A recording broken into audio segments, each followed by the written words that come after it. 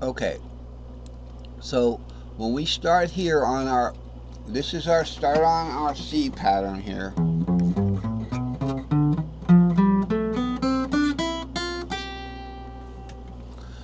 Do we want to go in fifths if we're right at the fret nut? If the fret nut's right here and you can't play anything past here, do we want to go up and do we want to do a circle of fifths? No, because you won't be able to play it.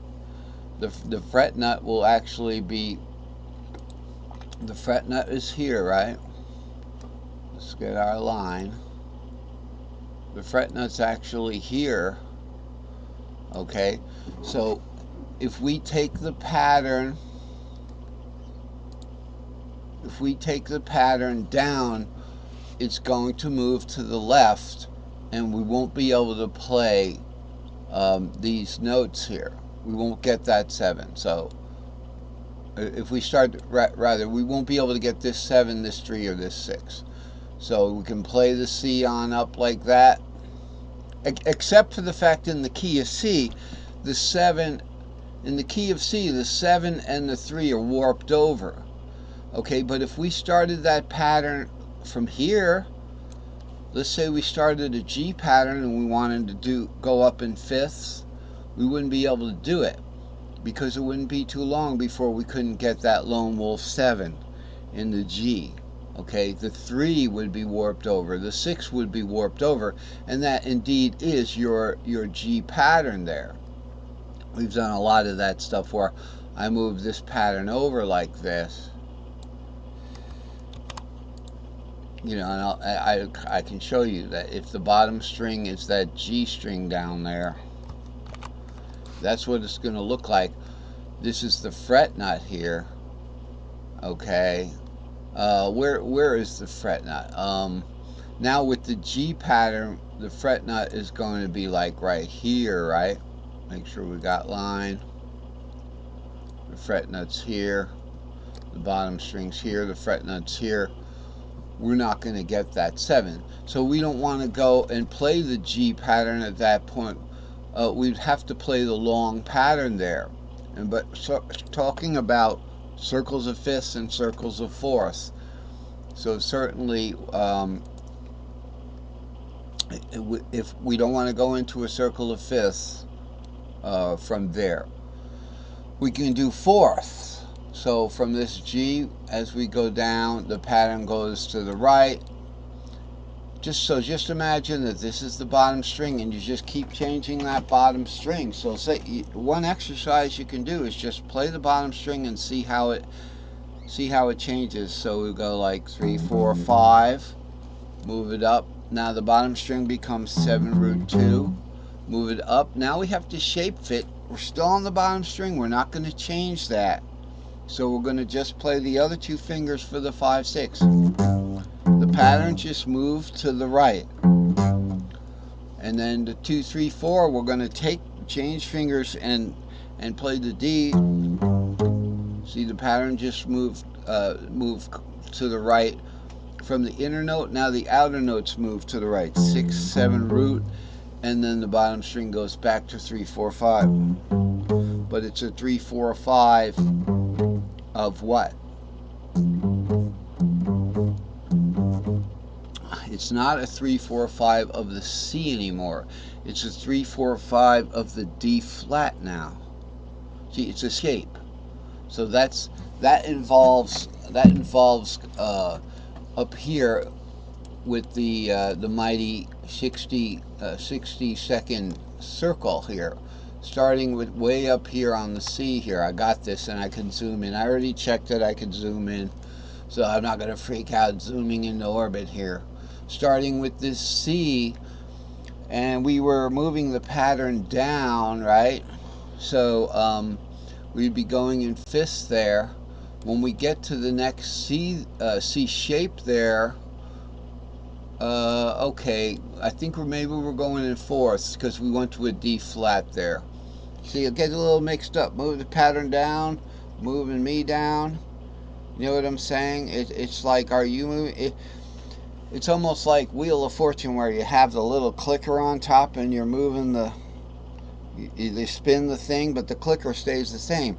Or conversely, you could just keep the wheel the same and spin the clicker and move around. But it's not a roulette wheel with a ball that's going to move and the circles moving at the same time. That's totally random. So here's where we landed on that B flat, D flat there. Okay, and this is just a little word about modals, but keep in mind the wife's going to be home soon. With the modals now that I've added to the circle, I didn't get to do each one of them, only the particular ones. Starting on the C shape there, the fourth of C is F, so the F I've drawn a line to the E-shaped F. That would be your E-shaped F there. From the C, the actual fifth of that C would be down here. It's the fifth in the circle of fifths. So we can kind of start to see where the minors would fit in there. Okay, between the C and the E shape there, you'd have two minors there, so you could put the little DE there. And then with the G, you could put the A and the C half diminished in between these two, right? So you got your C there and the G there, but it doesn't exactly work that way, because this C would be looked at as this C, perhaps, yes.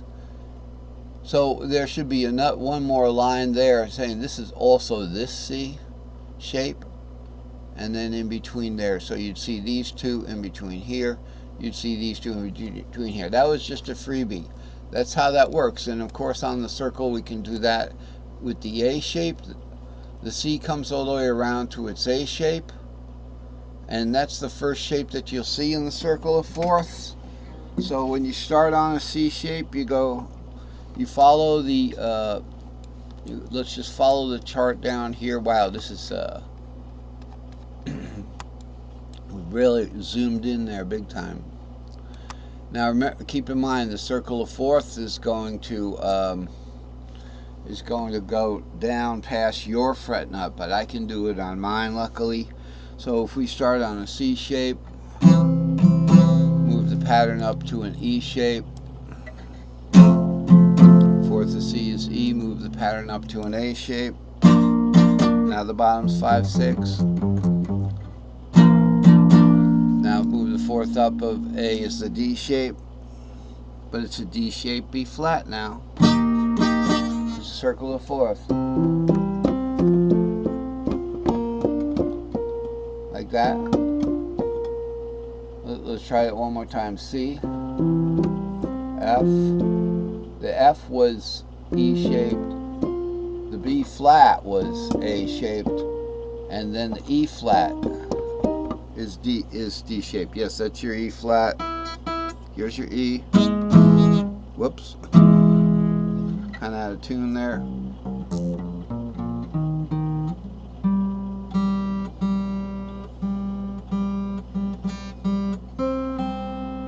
Here's the E.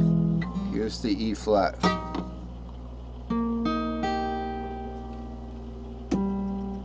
E flat.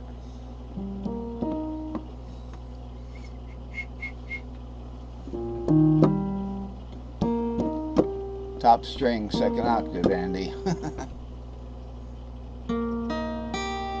Okay, so you can see whenever you hear me play that piano and it just sounds the same, don't take that for granted, because when it's not the same, and in that case it was an inversion and an octave, it was the same three notes. This sounded nothing like this or this.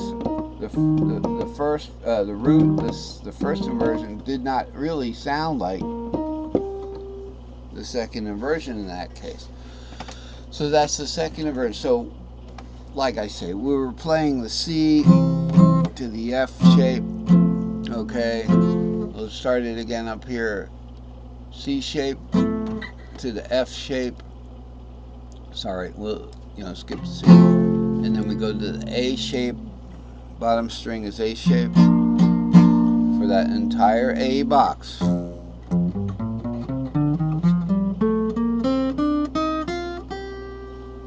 For that A box, it's A shape. Now okay, we're going to play the circle of, see, we're going to be moving the pattern up, which goes in string shapes fourths. So that moves to the right away from the fret nut. Okay, if I said the opposite of that before, I was wrong. So here we're going to just do it. And we're not going to play the whole scales, we're just going to play the chords because it's a lot quicker. So we have the C string shape,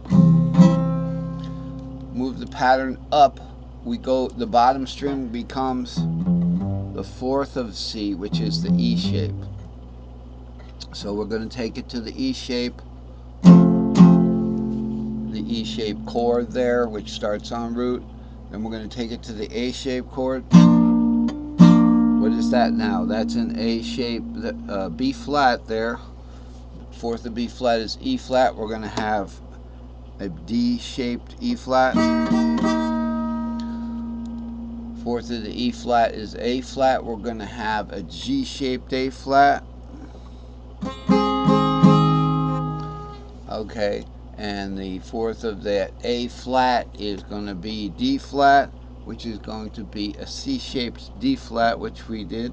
And it just keeps going from there. We can start back up here, but remember we're already to the right one, and the pattern's going to the right one fret each cycle. So obviously, we're going to keep going to the right. So the fourth of that D flat would be G flat in the E shape, and there it is. And it just keeps going up and up like that. I'd like to keep playing, but we're a little short on time. Now, so I want to, so you certainly know that when the pattern goes up, we're actually going down, the bottom string is going down the fixed pattern. Okay, so you just get a feel for what's going on here. When we go in fifths, the pattern goes down, but the bottom string goes up. So this is why I made this diagram. So in fifth, the fifth of C is the G shape, which is G. It's a G shaped G. The fifth of G is a D.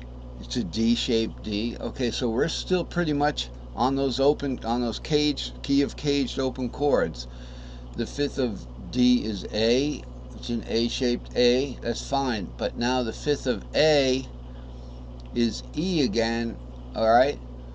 Are we going to get that E? We can get the chord, but we can't get that 7 there. So we can't get that pattern. We can get the E chord, but we can't get the whole E pattern, right? So if somebody needs to C shape here, starting, so here's your C shape, and the pattern goes.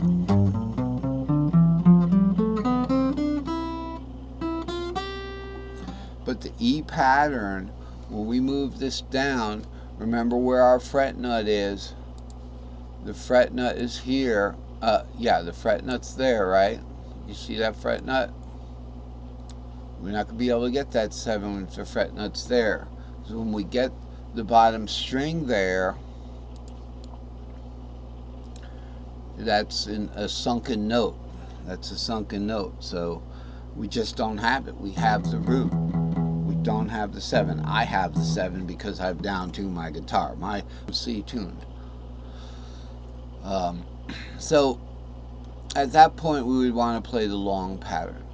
Okay, so we can get so far in the pattern if we're going in, if we're moving the pattern down. Remember, when we move the pattern down, we're going in string shape fifths. Let's just look at, we could start that 3. Gosh, we could start that 3 like in the key of F, right? Or what is F the third of? F's the third of D flat. Thank you.